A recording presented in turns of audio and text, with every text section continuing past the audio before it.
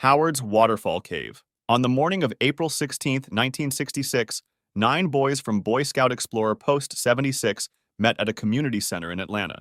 They had formed the group just weeks earlier, and this was their second outing. The previous week had been a simple bike ride. This time, they were headed to Howard's Waterfall Cave in Georgia. The boys had caved before and were excited for a bigger challenge. Their leader, Phil Howe, was an experienced caver.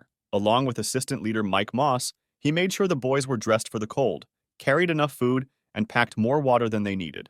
One of the boys even joked the night before that they had enough supplies to last a week. By around 9 a.m., they arrived at the cave entrance.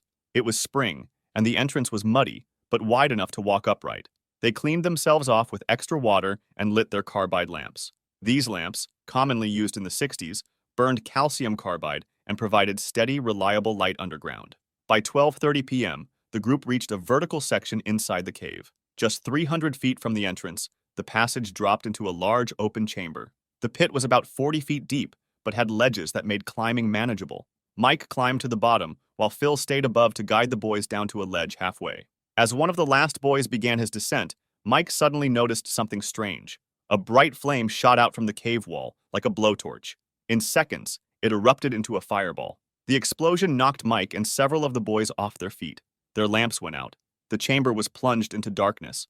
Disoriented and surrounded by smoke, Mike crawled blindly through the passage until he eventually saw daylight and found a way out. He immediately called for help. Rescue teams arrived quickly. Within hours, hundreds of cavers gathered at the scene. 5 rescuers entered the cave first and found 6 of the boys. One of them was severely burned. He had likely been closest to the flame. An ambulance took him to the hospital with third-degree burns. The others were helped out. Phil was still on the ledge. He had been just 20 feet above the chamber floor and within minutes of the entrance.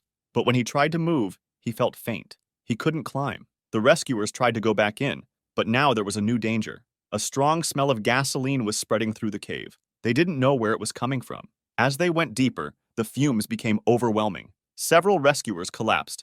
2 died before they could be pulled out. A pocket of carbon monoxide had formed between the entrance and the trapped group. At 6:30 p.m., lights were set up outside the cave. Fire Protection Specialist Staff Sergeant Leroy Coxwell entered the cave with breathing equipment. He found the remaining boys alive, but still trapped behind the poisonous air. He told them to stay calm, and that help was coming. It took another 4 hours to get more air tanks and equipment ready. At 10:30 p.m., Leroy and a new rescue team went back in. They fitted the boys with masks and led them through the gas-filled passages. All 3 remaining boys made it out, but Phil didn't. At some point, he had tried to move through the gas on his own. He didn't make it far. Carbon monoxide poisoning killed him before rescuers could reach him. For years, no one knew what caused the explosion. Some believed a natural fungus might have produced flammable gas. But eventually, investigators discovered that a broken underground gasoline tank from a nearby gas station had been leaking fuel into the ground. The vapor had traveled through cracks in the rock and pooled inside the cave. When the gas met the flame from a carbide lamp, it ignited. Today, that part of the cave is known as the disaster room. Ellison Cave Tragedy. On September 14, 2023, 6 people entered a remote cave system in northern Utah. Among them was 44-year-old Cindy Reed, an experienced caver who had explored the area before. With her was her 17-year-old daughter Emma, as well as Alex Martinez, a structural geologist, Brooke Harris, a trained paramedic, James Liu, a recreational caver with a mapping background, and Daniel Moore, the youngest of the group, skilled in rope systems. The trip was meant to be part exploration, part bonding. Cindy wanted to show Emma the caves she had come to know over the years. At first, everything went as expected. Wide passages, cool air, the steady rhythm of movement underground. The group progressed slowly and carefully, adjusting equipment as the cave began to narrow. As they moved deeper, the open areas gave way to tighter corridors. Cindy stayed at the front. She had been here before and remembered the path. Emma followed close behind. Her breathing was steady, but Cindy could tell she was growing nervous. They soon reached a crawlway Cindy recalled from a previous trip, narrow and rough, but passable. She decided to go in first. The passage was tight from the start. Sharp rock pressed against her arms and ribs as she inched forward. She exhaled to slip through a narrower section, expecting the space to open up just ahead, but it didn't. The walls tightened. Her hips became wedged between 2 slabs. She shifted her body, trying to turn slightly, but the rock didn't allow it. A sharp pain shot through her chest. Her breathing turned shallow. She tried to move backward, but her arms were pinned. Her legs couldn't shift. The stone pressed in from every direction. She called out, but the sound didn't carry far. Behind her, Emma heard the panic in her mother's voice.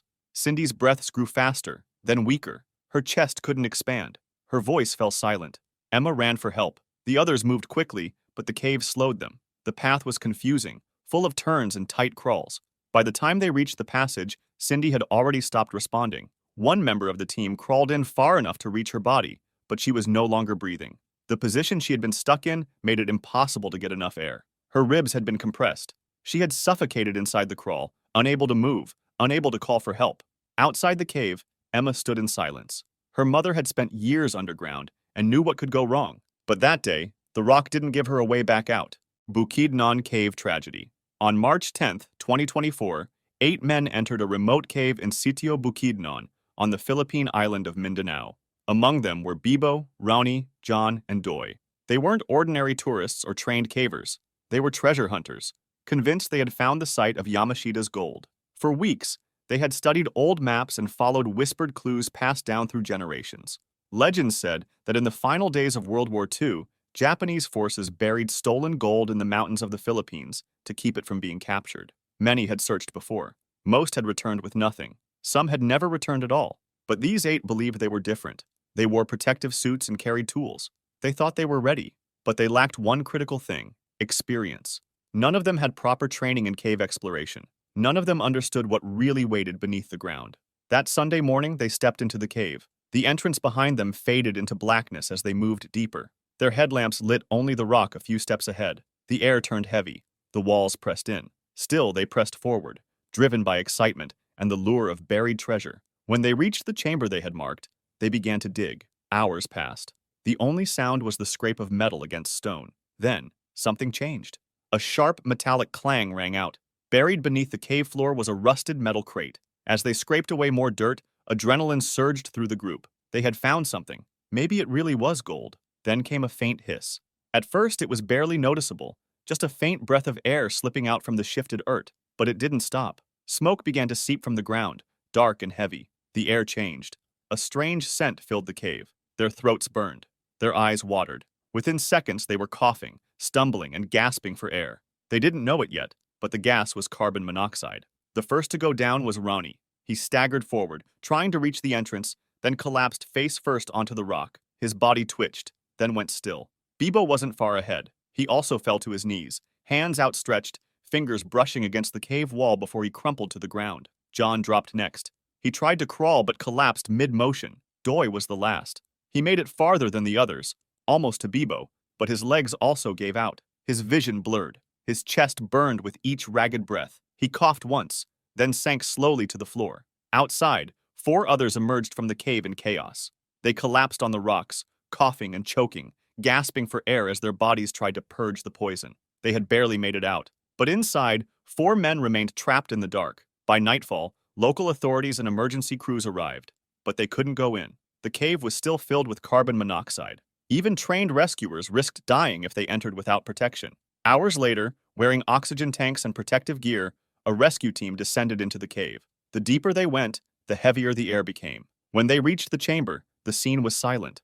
The 4 men lay motionless, frozen in their final moments. The bodies were carefully brought out and families gathered outside. Officials shook their heads. Once again, the legend of Yamashita's gold had turned deadly. The survivors were hospitalized for severe carbon monoxide poisoning. One of them later said, "It happened so fast. 1 second we were digging. The next, everything went dark." If you enjoyed this video, subscribe for similar ones and feel free to drop suggestions for the next video in the comments.